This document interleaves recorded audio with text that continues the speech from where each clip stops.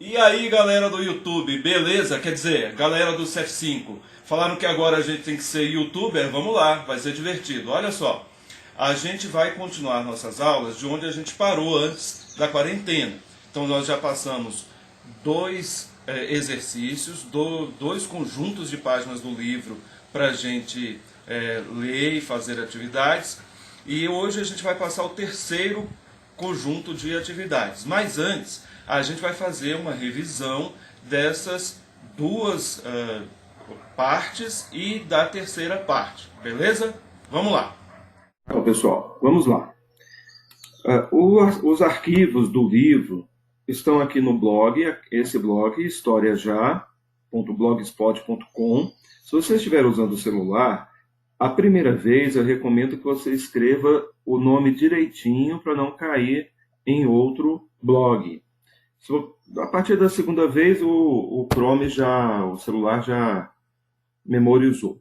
Mas esse aqui, ó, História Já, com H no final, beleza? Então, muito bem. Aqui nós já temos a terceira postagem, a quarta a gente vai colocar essa semana, junto com esse vídeo. Teve a primeira semana, que é essa atividades para quarentena, mas hoje eu vou começar explicando a Revolução Industrial, que foi da semana passada. Eu vou explicar as páginas do livro aqui, dessa introdução da Revolução Industrial, e depois vou explicar a terceira postagem, e depois vou explicar das atividades dessa semana, ok? Então vamos lá. A Revolução Industrial, introdução, clica no Leia Mais. Você vai acompanhar as explicações que eu vou dar no capítulo do livro. O capítulo do livro, você pode abrir o seu livro, ou pode procurar na internet, ou pode clicar aqui. Você vai pegar a primeira parte do capítulo 2 do livro, Revolução Industrial, Artesanato e Maquinofatura. Se você clicar aqui, vai abrir. Eu já cliquei, já está aberto aqui em algum lugar, este aqui. Isso.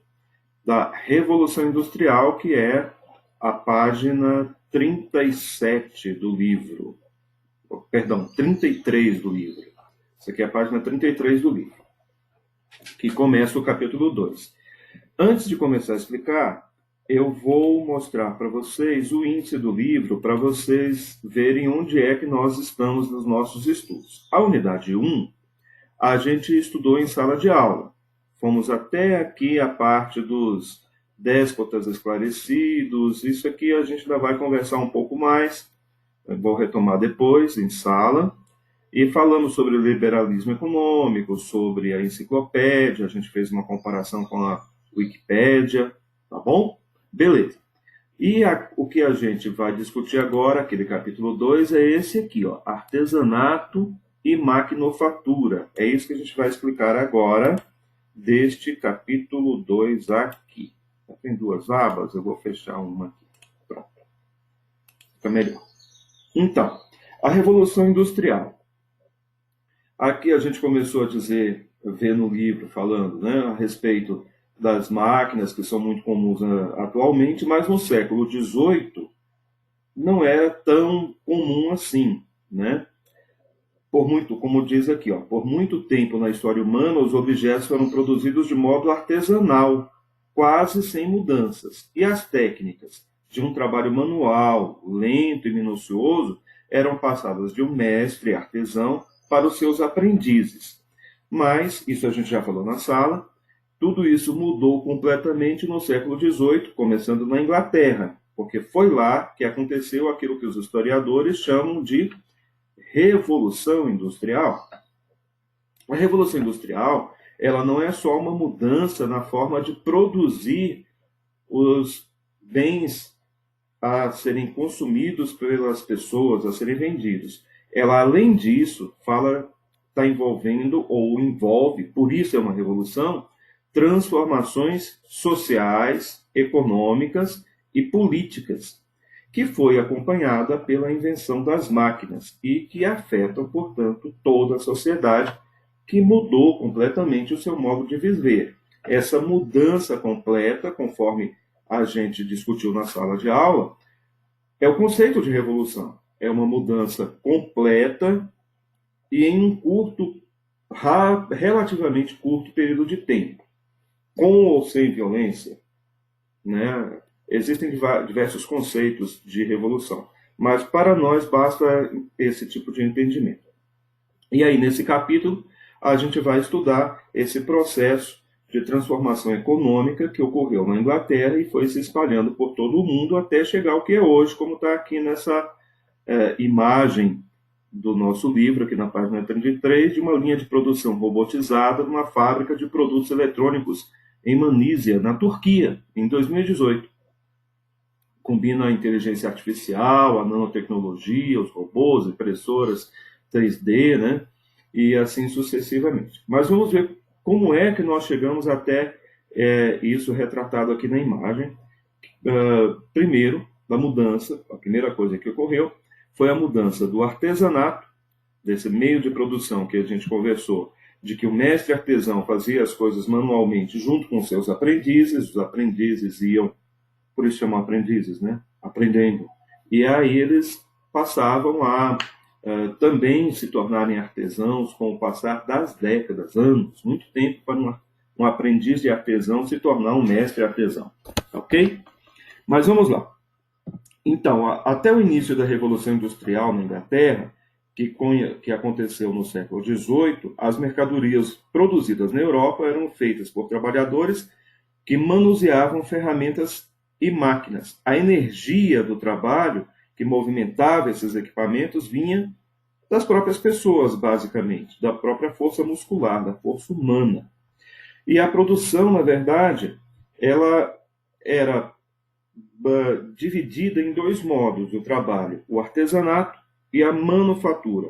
Vamos ver a diferença dessas duas coisas. Olha, está aqui nesse canto. Ó.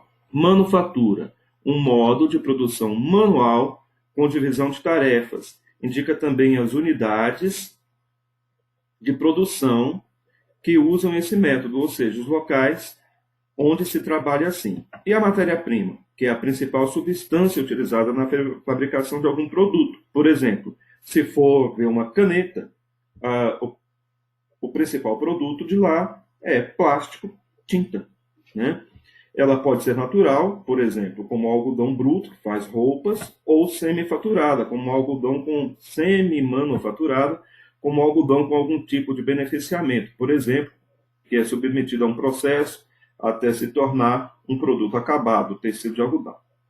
Por outro lado, o artesanato, que antecede a manufatura, que foi a principal forma de produção de objetos na Europa até metade do século XV, é assim, o artesão e os seus aprendizes executavam juntos todas as etapas do trabalho para a produção do objeto, sem muitas divisões de tarefas.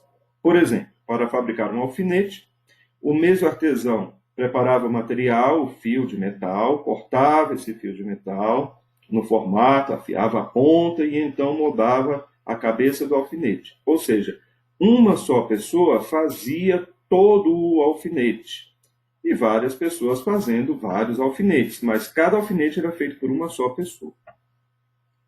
As pessoas começavam a trabalhar ainda bem jovens, como aprendizes, iam progredindo naquele ofício, ganhando experiência, conhecendo os materiais, até se tornarem, depois de décadas, mestres. Essa forma de trabalho era realizada em pequenas oficinas. Presta atenção, pequenas oficinas. Muitas vezes a oficina ficava na própria moradia do artesão e ocupava um espaço importante naquela construção, na casa daquele artesão. Aí, no século XVIII, o trabalho artesanal, isso na Inglaterra, tá, pessoal? Começou a ser substituído pela manufatura. A gente já viu lá o conceito de manufatura aqui em cima. Mas vamos pegar mais informações. Então, começaram a surgir os primeiros locais onde era realizada a produção de objetos que não eram mais na própria casa do artesão. O proprietário dessas unidades produtivas fornecia as ferramentas, contratava trabalhadores, não eram mais os aprendizes, ele pagava por essa mão de obra desses trabalhadores que ajudavam a produzir os objetos. E cada trabalhador executava somente uma etapa na produção do objeto. Novamente, usando o exemplo do alfinete.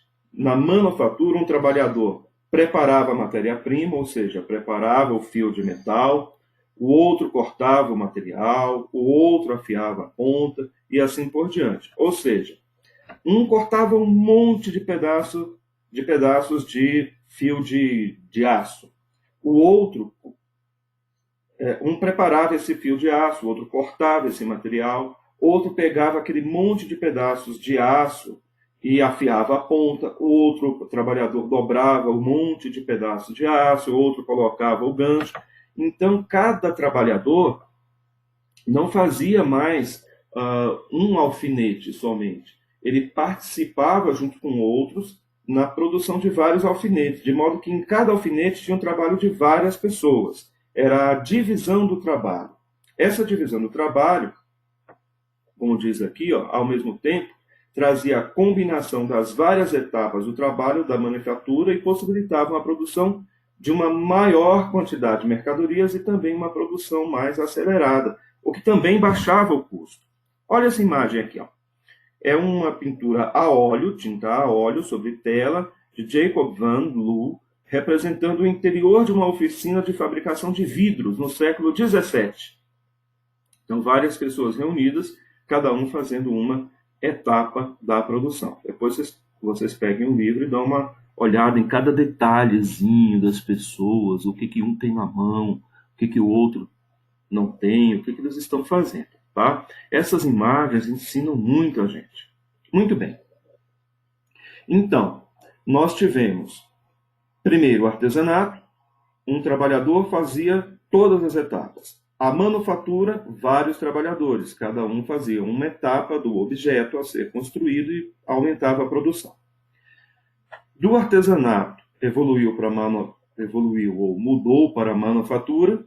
E da manufatura, mudou para isso que está aqui na página 35, que é a maquinofatura. Foi uma grande mudança, uma mudança importante. Aqui começa a parte da industrialização. Então, essa mudança importante na forma de produção de objetos foi o uso de máquinas, da força das máquinas, e não somente da força muscular do ser humano. Então, o uso das máquinas para transformar a matéria-prima. Depois, lá na outra página, tem a seção do raio-x, que vocês vão poder ver. Eu não vou explicá-las agora. Então, no começo, as máquinas funcionavam com a força humana ou de animais, mas logo passaram a usar outras fontes de energia, como o carvão, o vapor d'água. O nome dessa produção é a maquinofatura. Em vez de mano vem de manual, de mão, vem a maquinofatura, que é a produção através das máquinas. E as unidades de trabalho, que são as fábricas, que reúnem todo esse maquinário da maquinofatura. Então, com as máquinas cada vez melhores, as fábricas passaram a produzir uma quantidade ainda maior de mercadorias, com um custo de produção menor, porque um trabalhador com uma máquina produzia a mesma quantidade que diversos trabalhadores sem a máquina. Isso é normal. Por isso se usa a máquina, para abaixar os custos e diminuir o preço e aumentar a quantidade. Pena que não distribui essa vantagem para todo mundo, né? Então, o aumento de produção e a redução dos custos proporcionam um lucro muito grande. Lembram que a gente falou em sala que o termo lucro ele só se aplica ao capitalismo? Ao modo de produção feudal, a gente não usa lucro, porque o lucro significa algo que aquele que está produzindo esses bens está ganhando além do valor aplicado ali, quer seja no custo do material, na compra dos equipamentos e no que ele pagou pela mão de obra. Então, somando isso tudo, ele soma um lucro, uma quantidade maior de dinheiro que ele vai cobrar para que comprem aquele produto, para que vende aquele produto. Então, um lucro muito grande para os donos das indústrias. O que são as indústrias? A indústria, a fábrica ou conjunto de fábricas, com muitas máquinas e vários processos mecanizados reunidos em um mesmo local. Então, essas indústrias, esses donos das indústrias, mandam construir locais onde são instaladas as máquinas e que contratam os empregados para trabalhar na produção. Interessados em ter ainda mais lucro, esses donos das indústrias foram aumentando os investimentos na mecanização do trabalho, pois começaram a incentivar novas invenções de máquinas. Isso ajuda a entender o processo de maquinofatura. Bom, todo esse processo de mecanização e de produção começou, portanto, na segunda metade do século XVIII, na Inglaterra. Ao longo do século seguinte, a maquinofatura se espalhou pelo restante da Europa e também para outras regiões do mundo. Mas aí vem a pergunta: por que será que a Revolução Industrial começou na Inglaterra? Então, para responder essa pergunta, precisamos conhecer a sociedade inglesa daquele período. E é isso que a gente vai ver daqui a pouquinho. Aqui a gente vai dar uma olhadinha ainda nessa gravura. Gravura é que recortam, fazem entalhes no metal e depois passam tinta e imprimem assim, né? Essa gravura aqui. Então, a gravura do final do século XVIII, representando o interior de uma fábrica inglesa. Então, os trabalhadores, a parte de vapor aqui, né? Usando uma energia a vapor. Então, depois vocês vão lendo a figura, entendendo as coisas que estão acontecendo aqui. Então, aqui, para fechar aqui essa última página desse estudo, vem falando sobre a forja. A forja é algo de carvão, tem um fole que sopra mais oxigênio, mais ar, e aquece muito esse carvão e consegue amolecer o ferro, quase que derreter o ferro. Então, essa uma máquina chamada forja, uma ferramenta, né, chamada forja. Então, esse desenho aqui, esse óleo sobre tela de 1772, ele mostra uma forja já um pouco mais evoluída. Então, se vocês verem aqui, ó, é um pedaço de metal, o cidadão está segurando, esse cara aqui está segurando o pedaço de metal com essa ferramenta, que se chama tenaz, lembrei o nome. Tenaz. Esse cara é um ferreiro, né? Meu pai era ferreiro. Meu avô era um ferreiro, meu bisavô era um ferreiro. Então, segurando essa aqui, que chama-se tenaz. E aqui é um um martelo, não é um martelo hidráulico, mas vai batendo e amassando, moldando o metal. Tá? Então, vocês vão entender aqui, respondendo essas perguntas, qual o nome dessa imagem. Nós podemos dizer que essa imagem mostra aspectos da realidade, é uma representação. Essa abordagem sobre as máquinas é semelhante à visão do artista que produziu a gravura da página 38? Diz que não. Qual é a gravura da página 38, senhores? 38 é lá para frente, a gente vai ver depois. Isso aqui é da página 36, beleza? Então, essa é a explicação para vocês resumirem a ideia e depois a gente vai fazer alguns exercícios agregando tudo. Valeu? Vamos para o próximo vídeo. Grande abraço. Então, essas foram as nossas conversas de hoje. Façam as atividades, que tudo vai dar certo. Quando a gente voltar, todo mundo vai estar beleza nessa disciplina. E a gente também vai aproveitar esses vídeos para as nossas aulas, ok? Grande abraço!